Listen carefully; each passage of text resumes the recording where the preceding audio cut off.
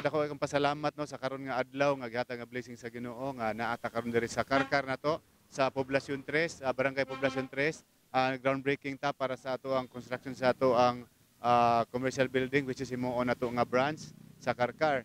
So ang kani siyang office nato o building on diri sa kang Cebu People's Co-op. So ato ani. So mahitabuan niya kani nga remoni ato ang central hub nato for the south area nga operation.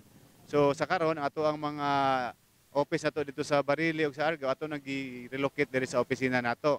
While mo expand ta dito through online nato sa ato ang mga katong gitawag natong My Easter na program nato niya, no? So kani nga building hopefully mo na ni makahatag nato og kanang support diri sa operation nato in terms sa membership expansion.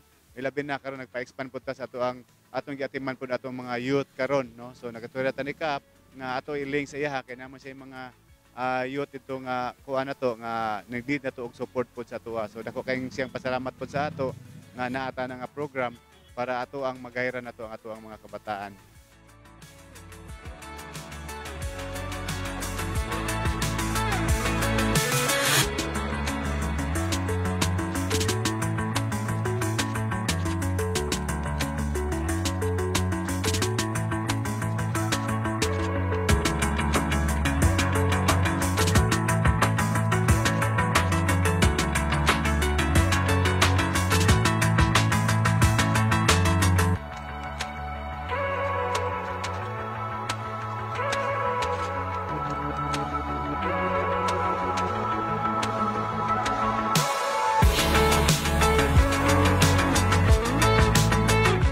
Number one, kani nga to ang mga small business na to diri mga kuan livelihood sa atong mga labi na intern doon sa eskwelahan.